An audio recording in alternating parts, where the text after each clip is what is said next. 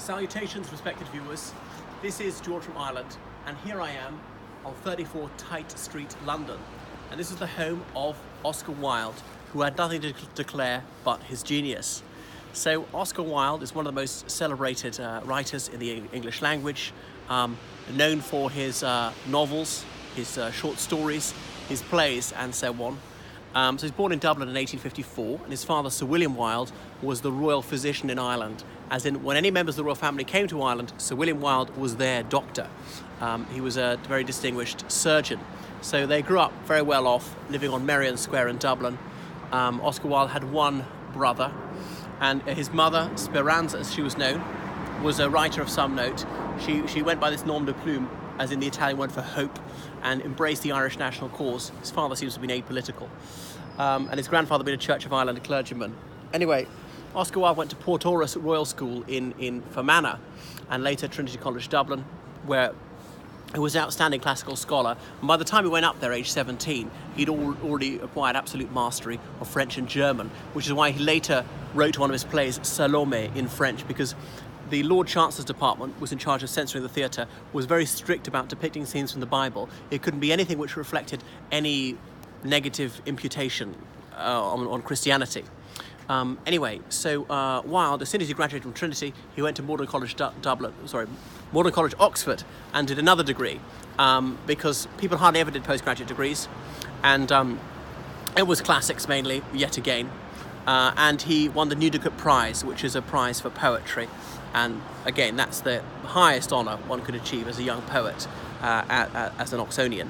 So he then came down to London, and he was very soon making waves in literary circles, publishing his extremely droll plays, and he was very well off indeed. As you can see, he could afford this fine Chelsea townhouse. And so when he was about 30, he married Constance Lloyd, the daughter of a successful barrister. They went on to have 2 sons. And so things were really looking up for them. But then he became involved with Lord Alfred Douglas, known as Bowsie. Lord Alfred Douglas was one of the sons of the Marquis of Queensberry. You've heard of the Marquis of Queensberry rules? That's it. He's the man who drew up the rules of boxing. So Lord Alfred Douglas, I think he'd been to Harrow actually, and he might have been a Magdalen undergraduate at the time. And occasionally Oscar Wilde would go back to Magdalen College, Oxford, and take tutorials with him, as a graduate of the college was entitled to do. So he was very much a pampered aristocratic brat, but he was about 21 when Oscar Wilde began his liaison with him. Oscar Wilde was about 10 years older, but there's no sensation that we would consider this to be illegal behaviour these days, immoral behaviour, what Oscar Wilde was doing, despite the age gap.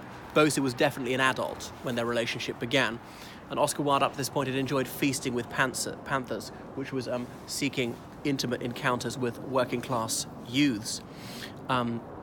Anyway, this all was completely illegal. Until 1861, this had been punishable by death. But the 1861 Offences Against the Person Act reduced it to penal servitude, as in being sent to prison and having to work as a slave in prison for several years. And it all was going quite well, but Lord Queensberry found out that Oscar Wilde was having this torrid affair with his son, and didn't take too kindly to it. So he went to Oscar Wilde's club and posted up a notice on a notice board. Well, it posted a letter, and it was addressed to Oscar Wilde posing as a sodomite. Yes, he misspelt sodomite.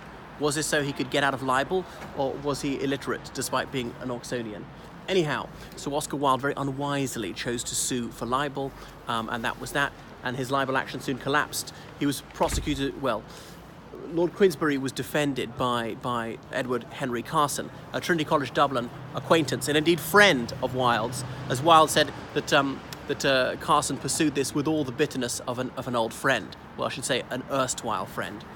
So at first, Oscar Wilde was playing to the gallery, and there were gales of laughter in the courtroom. But then Oscar Wilde overreached himself, and he was tripped up by Carson's forensic cross-examination. It was relentless and very clever, saying, "Did you kiss the boy?" And Oscar Wilde said, "Of course not. He was far too ugly." And Carson said, "So that means he would have kissed him if he hadn't been ugly?" And Wilde was trapped.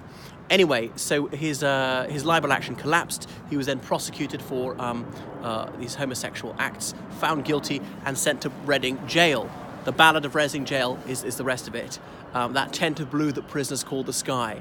And apparently the expression, the love that dare not speak its name, apparently that's actually not invented by Oscar Wilde, but there we are. He only served about 2.5 years there, and it's not the current prison in Reading that he was held in, it's another building very close by. He was transferred, obviously, in his prison uniform, chained up via Clapham Junction one time. He was recognised on the railway platform and jeered and hissed at by the crowd. He cried in remembrance of this every day at the same time ever after. So after 2.5 years, he was set at liberty. Now, obviously, he shouldn't have been detained for a single day for what he was doing, but the punishment here in the United Kingdom for that offence was milder than almost anywhere else in the world, and he did what a Britisher typically does in sexual disgrace. He moved to France. So he lived out the rest of his life in Paris, and he lost most of his money. His wife, Constance, had obviously left him. She'd long been aware of his homosexual proclivities, but the scandal was just too much for her and the children, and they changed their surname. I can't remember what they changed it to, actually. I think it was Holland. That was Holland, actually. And Oscar Wilde, I'm not sure he ever saw them again. So there he was, dying in poverty in Paris, and his last words were, "Either that wallpaper goes or I do." He died there, and he's buried in Père Lachaise cemetery.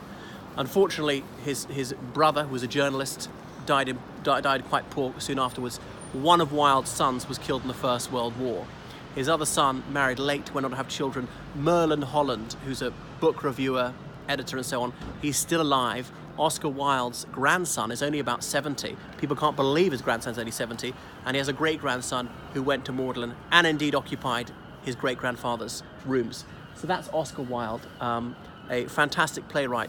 View his works if you can. There is a film simply entitled Wilde, with Stephen Fry in the title role. And as one review said when it came out in 1997, he's born to be wild.